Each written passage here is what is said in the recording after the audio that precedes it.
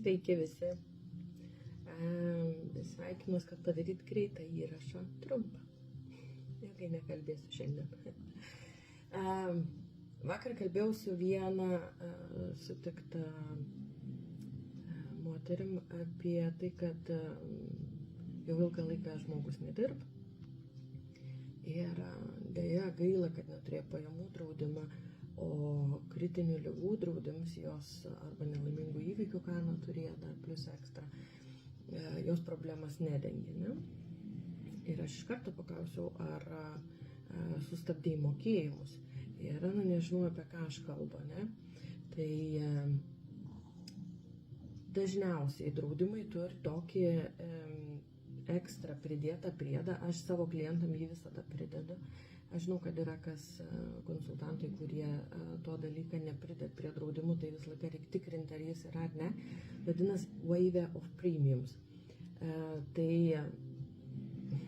žmogiška kalba kalbant, tai kai mes sergam ir negalim dirbti, mūsų gyvybės draudimo, kritinių ligų draudimo įmokas mes galim sustabdyti.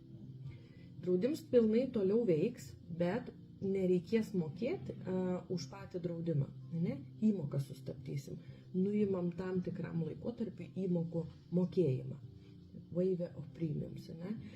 Taip, tam reikia padaryti atskirą kleimą, pradėti pildyti dokumentus, tikrai bus medicininis klausimyns ir panašiai, ir ten yra ką užpildyti, bet tai verta padaryti, tuo labiau, kad jeigu žmogus nedirba ilgesnį laikotarpį, tai per tam tikrą laikotarpį tikrai susidaro tų pinigėlių, kiek nebereikės mokėti, ne? Tai waiver of premiums tikrai ne visuose draudimuose yra, nesakau, kartais konsultantai pasirenka patys jo nepridėti, nes jis ekstra kainuoja vos kelias piškes, bet vis tiek kainuoja, būna 40 piškių, būna, aš esu turėjus, kur buvo tik 8 piškės, ne? Priklausomai nuo sumos, priklausomai nuo žmogaus amžiaus, ne? Būna kartais svarsų trupučiu. Bet tai dažniausiai per mėnesį skaičiavimą sumos, tai esmės nelabai keičia. Bet susirgus ir negalint dirbti daugiau negu 3 mėnesiai arba 6 mėnesiai, įvairių sąlygų būna, ne? Tai reikia tikrinti. Susirgus ir nedirbant tokį laikotarpį, galit stabdyti draudimą įmokas, bet turit padaryti kleimą. Tai jeigu kažkas mano video žiūri tie, kurie turit gyvybės draudimą, turit kritinių ligų draudimą, ne?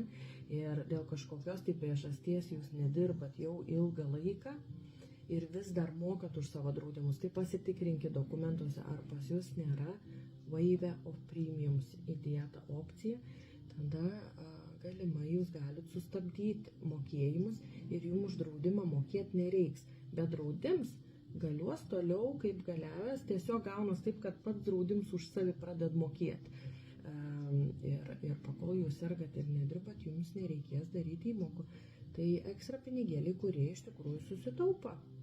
Ir visai kartais neprastai. Tai va, trumpas video apie tai, o postą apie aplamai kleimų darimą jau įdėjau į grupę ir tikrai rasit grupės istoriją ant sienas.